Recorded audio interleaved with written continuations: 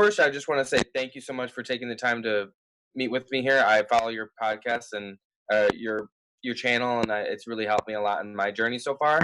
So you promote a ton of content. I don't know how you do it, but I really appreciate it, and it's been really helpful.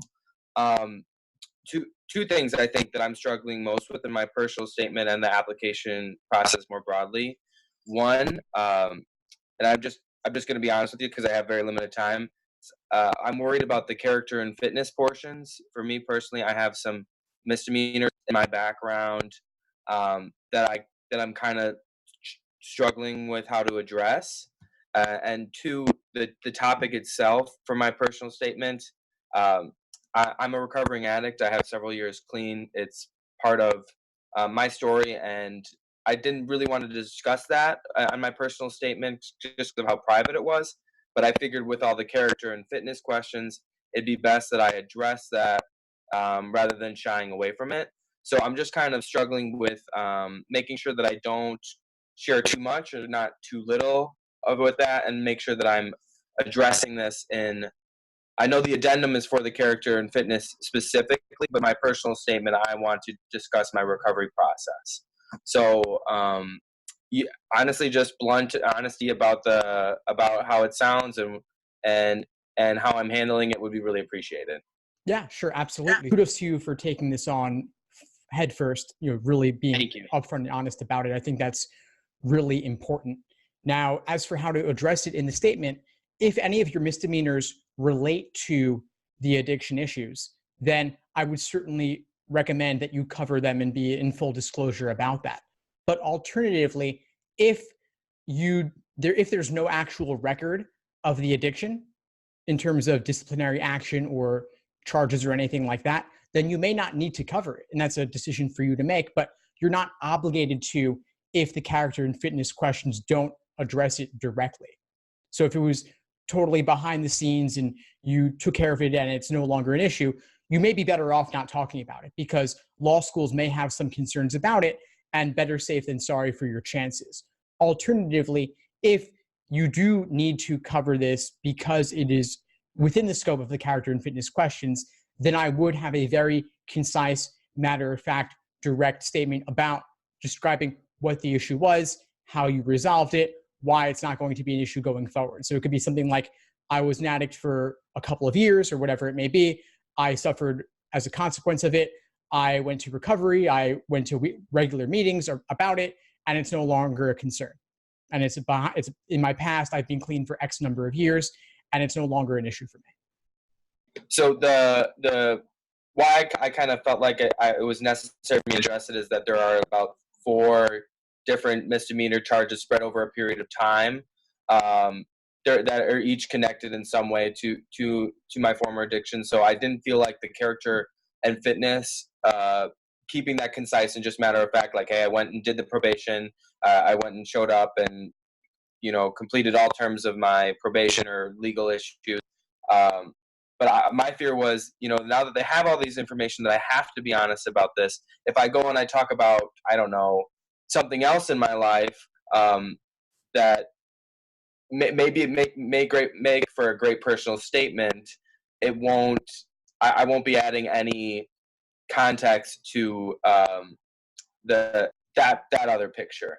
So I chose to speak about, and it also is a huge thing, and I do think I'm going to be able to make a good personal statement for it. That it's genuine. I just am not a kind of a person who likes to delve that deep and privately, but I feel like because of the character and fitness, I've chose to go that way, and maybe with your opinion. So I'm now involved in. I go to the different recovery groups and hospitals and speak to patients there in recovery. So I use my personal statement like that. So I started it with me walking into this hospital, trying to just juxtapose my former in a hospital that I was previously treated in, that I'm now going into to speak to and help these recovering addicts. So the picture I was hoping to paint in my personal statement was, hey, it was addiction's terrible. I was in it. I'm here now speaking to these people. I have since grown through this process. and this is why I think it would make me a phenomenal attorney. I want to be a criminal defense attorney. So that is kind of the picture that I was trying to paint. What are your thoughts on that? Is that like pushing too much on, I don't know, maybe a too sensitive of a topic, or am I, by doing that, do you think that I'm maybe revealing too much myself to come off as too high of a risk to these schools? No, I think it sounds Okay. fantastic. My only Okay. thought around this is that too many of your essays in the application are about addiction and recovery.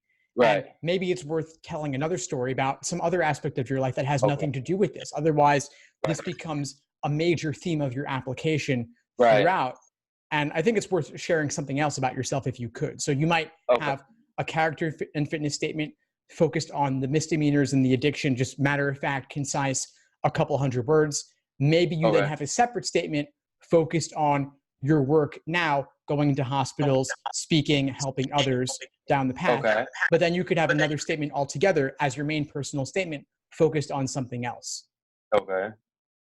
Focus on. It's something to consider if nothing Okay. else, if something else does Right. come to mind. I think Right. your personal statement topic sounds fantastic, but I wouldn't want your whole application to be nothing about Look addiction, like, addiction, yes. addiction, recovery, recovery, recovery.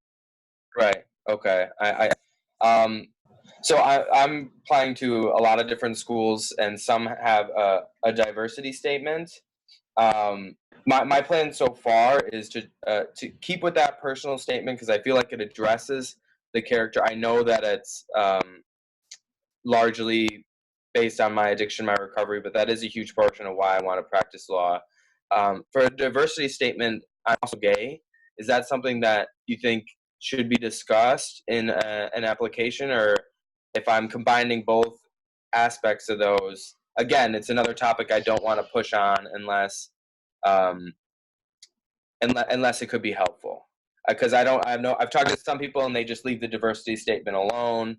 I feel like it's another avenue for me to express myself. But other than my identity as a gay recovering addict, I don't feel like I have. I mean, I'm as a white man, I don't really have a lot of diversity to discuss in my understanding of it.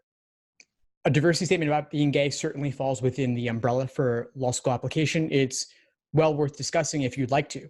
And I think it would be another angle on your application. So yeah, go for it. It's not going to be as long as a personal statement, maybe 400 to 500 words, but well worth discussing, well worth covering. For the resumes, is it okay to go over one page? Like if I did a 2-page resume, would that be acceptable, you think? Typically, I would recommend keeping it to one page and not playing with the margins too much, keeping it limited. And it's tough. You have to make a lot of tough choices, of course. But with rare exceptions, one page would be the way to go. And I guess lastly here, applying in January, I know I'm a little bit later. My plan was originally to take the September LSAT, that turned into the October LSAT, which turned into the November LSAT.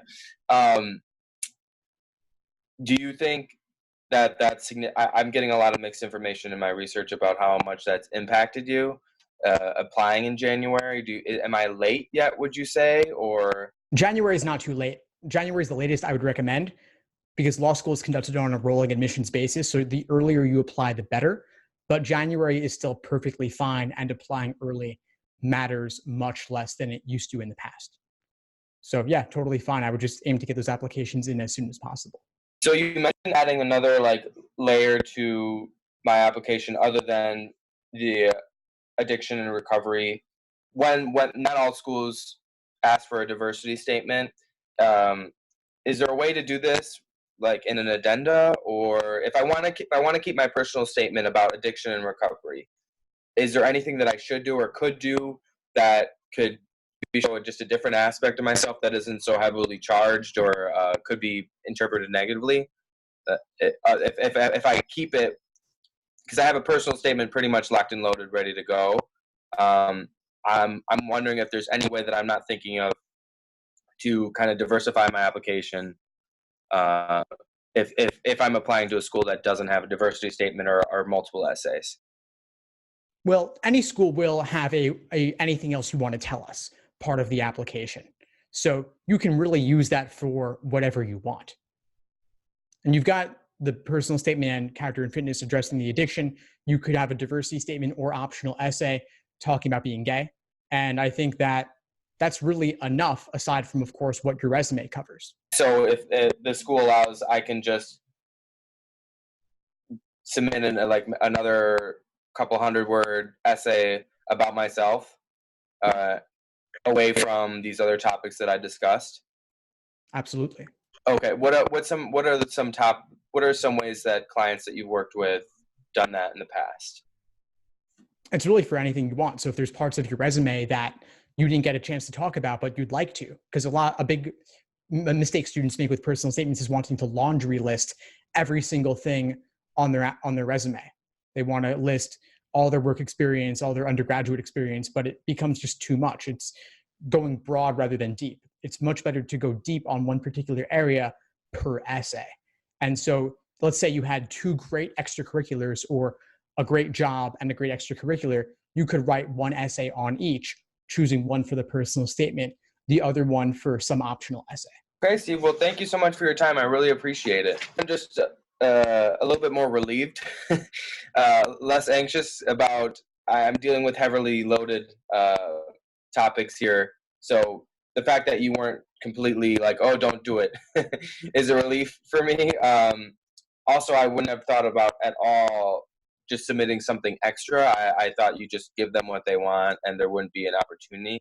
So I think now I realize I have an option to include a little something extra, a couple of paragraphs about who I am or what outside of the personal statement that could make it my application a little less risky and a little less high risk looking to these institutions. So that's what I would say is the most beneficial here. I'm a lot more hopeful and relieved about clicking submit on these now. So I appreciate that. Thanks for tuning into the show. Please subscribe if you haven't done so already to be notified of new episodes as I release them. And feel free to reach out if you need anything at all as you move forward with your prep. I'm happy to help however I can. In the meantime, I'll wish you all the best and take care.